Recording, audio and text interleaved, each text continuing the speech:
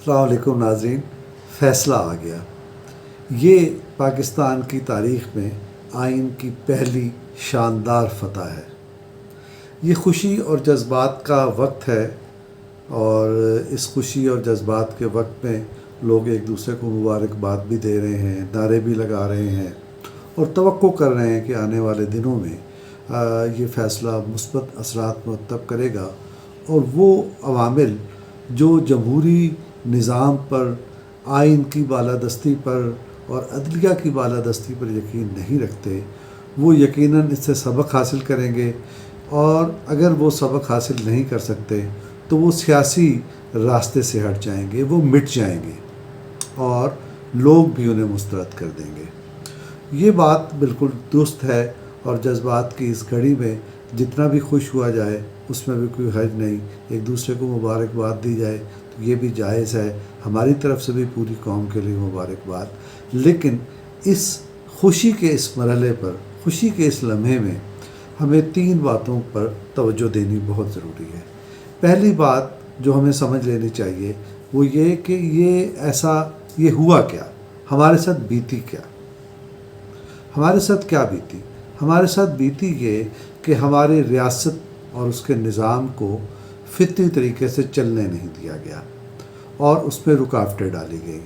جو منتخب حکومت آئی اس کے راستے میں رکاوٹیں ڈالی گئیں، اور ان کو مختلف حیل و بہانوں سے پریشان کیا گیا، اور بالآخر ایک غیر سنجیدہ، غیر سمجھدار اور عاقبت نااندیش قیادت کو ہم پر مسلط کر دیا گیا۔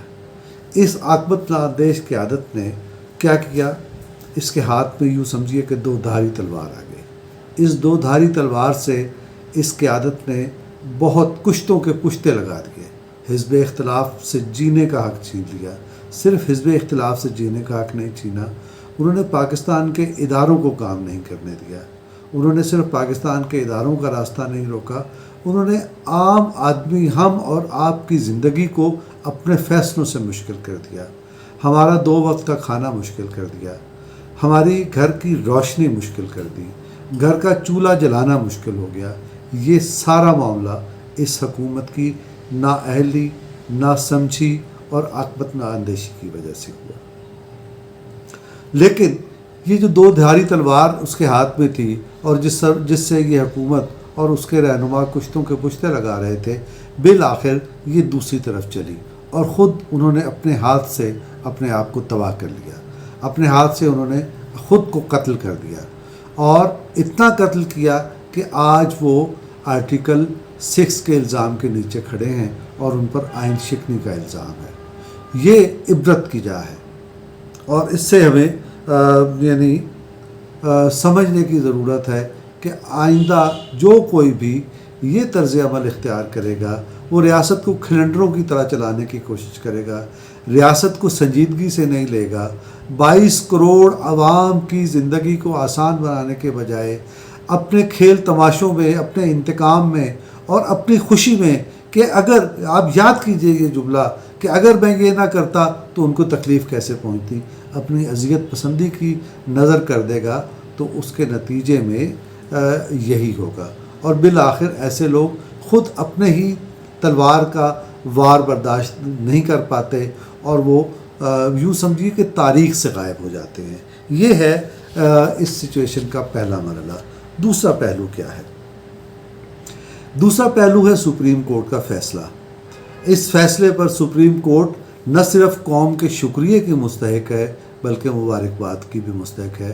ہم سپریم کورٹ کو سلام پیش کرتے ہیں کہ اس نے آئین اور قانون کی بالادستی کو سربلند کیا، اور انہوں نے ایک درست فیصلہ دیا، جس پر ہم انہیں سلام بھی پیش کرتے ہیں، مبارکباد بھی پیش کرتے ہیں۔ لیکن یہاں ایک اور پہلو قطعاً فراموش نہیں کیا جانا چاہیے۔ یہ پہلو ہے مولانا فضل الرحمان کا۔ مولانا فضل الرحمان نے اس فیصلے کو، یہ فیصلہ ممکن ہے کہ حالات کا رخ کہیں اور کسی اور طرف پھر جاتا، تاریخ کا دھارا کسی اور طرف بہہ جاتا، اگر درمیان میں مولانا فضل الرحمان ایک جرأت مندانہ کردار ادا نہ کرتے۔ مولانا فضل الرحمان گزشتہ 2 روز سے بہت متحرک تھے، اور وہ بہت احساس ذمہ داری کے ساتھ اور بڑی سنجیدگی کے ساتھ بہت اہم اور سنجیدہ کردار ادا کر رہے تھے۔ مسئلہ کیا تھا؟ مسئلہ یہ تھا کہ تحریک انصاف اور اس کے رہنما عمران خان جو اپنی اسٹریٹ پاور ہے، جو اپنے احتجاج کی قوت ہے، اور خاص طور پر جو ایک ان کا یعنی یوں کہہ لیجئے کہ تھنک لیس احتجاج ہے ان کے پیروکاروں کا، اس پر ان کو بڑا ناز تھا، اور وہ بار بار ان کو کال دیتے تھے اور وہ لوگوں کو سڑکوں پر نکالتے تھے۔ لاہور جا کے بھی انہوں نے کال دی، اسلام آباد میں بھی اسی کال پہ ایک جلسہ ہوا جو ناکام ہو گیا، لیکن یہ ایک موجود تھا، خطرہ موجود تھا کہ عمران خان سڑکوں پر نکل آئیں گے اور اس سے مسائل پیدا ہو جائیں گے، اور کیا کس قسم کے مسائل پیدا ہوں گے اس کی دھمکی فواد چودھری نے دی تھی کہ سڑکوں پر خون ریزی ہو جائے گی، سڑکوں پر لڑائی جھگڑے شروع ہو جائیں گے اگر الیکشن کی طرف نہ گئے۔ یہ سپریم کورٹ آف پاکستان کو براہ راست دھمکی تھی۔ بہتر ہو کہ سپریم کورٹ آف پاکستان اس طرح کی باتوں کا بھی نوٹس لے۔ تو یہ دھمکی تھی اور ان کو ایک درست فیصلے سے روکنے کی کوشش تھی۔ تو یہ اس مرحلے پر جو سب سے زیادہ شخص سمجھداری کے ساتھ بروئے کار آیا وہ مولانا فضل الرحمان تھے۔ مولانا فضل الرحمان نے جمعے کو یوم تحفظ آئین کے طور پہ منانے کا اعلان کیا اور کہا کہ اس روز پورے ملک میں مساجد میں علماء کرام آئین کے تحفظ کی بات کریں، اور آئین کا تحفظ کتنا اہم اور مقدس فریضہ ہے اس پر روشنی ڈالیں، اور اس کے ساتھ ہی انہوں نے عوام سے بھی اپیل کی کہ وہ آئین کے تحفظ کے لیے جمعے کے دن سڑکوں پر نکلیں اور گلی محلے میں نکلیں اور اس کے حق میں آواز بلند کریں۔ تو یہ وہ متبادل یعنی عوامی رائے کو انہوں نے اس طرح سے متحرک کیا، اور انہوں نے باور کرایا کہ ایسا نہیں ہے کہ آئین یتیم ہے اس ملک پہ۔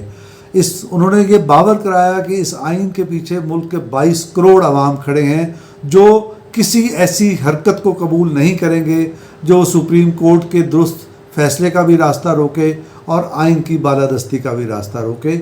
تو اس جرأت مندانہ کردار کے لیے مولانا فضل الرحمان کے شانہ بشانہ پی ڈی ایم پوری کی پوری کھڑی تھی، پاکستان مسلم لیگ کھڑی تھی، اور پاکستان پیپلز پارٹی کھڑی تھی۔ اس جرأت مندانہ کردار کے لیے ہم مولانا فضل الرحمان کو بھی اور پی ڈی ایم کی قیادت کو بھی اور پاکستان پیپلز پارٹی کی قیادت کو بھی مبارکباد پیش کرتے ہیں۔ یہاں ایک تیسرا پہلو بھی پیش نظر رکھنے کی ضرورت ہے کہ یہ کیا ہوا ہے، یہ فیصلے نے ہمارے ساتھ کیا کیا ہے، اس فیصلے کی ہماری زندگی پر کیا اثرات ہوں گے۔ دیکھیے یہ بات بہت واضح ہے۔ اب یہ تو سپریم کورٹ نے کہہ دیا کہ ہم 3 اپریل کی پوزیشن پر واپس چلے گئے اور تحریک عدم اعتماد ہوگی، اور یہ حکم تحریک عدم اعتماد کو منعقد کرنے کا اب عدلیہ نے دے دیا ہے۔ اب اس سے کوئی بھاگ نہیں سکتا، نہ عمران خان اپنے ہتھ کنڈوں سے بھاگ سکیں گے اور نہ ان کے دیگر لوگ جو غیر آئینی حکم پڑھنے والے اسپیکر یا ڈپٹی اسپیکر، اب وہ بھی ایسا نہیں کر سکیں گے، اور اب اس آئینی عمل کو پورا ہونا ہے۔ یہ تو بات ظاہر و باہر ہے، لیکن معاملات کچھ اور بھی تھے جو اس پورے سسٹم میں مسئلہ پیدا کرتے تھے اور رکاوٹ پیدا کرتے تھے۔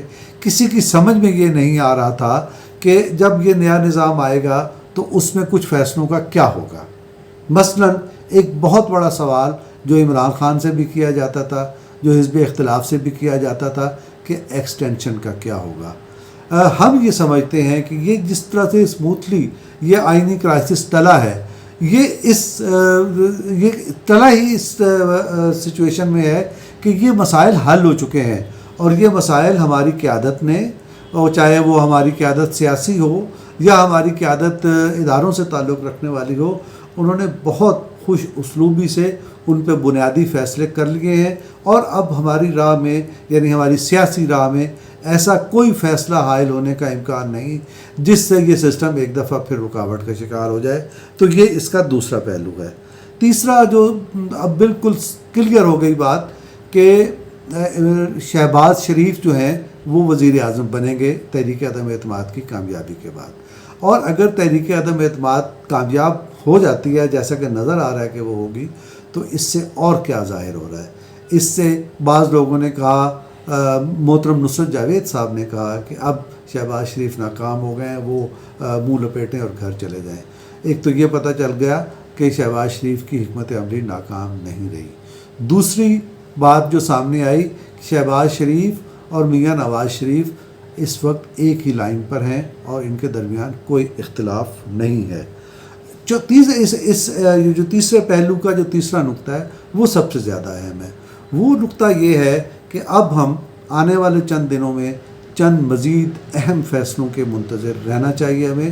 یہ ایسے فیصلے ہوں گے جو عمران خان کی قسمت کا فیصلہ کر دیں گے، ان کے سیاسی مستقبل کا فیصلہ کر دیں گے، اور یہ اس کے ساتھ ہی جب عمران خان کی سیاسی قسمت کا فیصلہ ہوگا تو اس کے ساتھ یہ بھی فیصلہ ہوگا کہ یہ اس ملک کا مستقبل آئین کی بالادستی اور جمہوریت کی حکمرانی ہے، اس کے سوا کچھ نہیں۔ خدا حافظ۔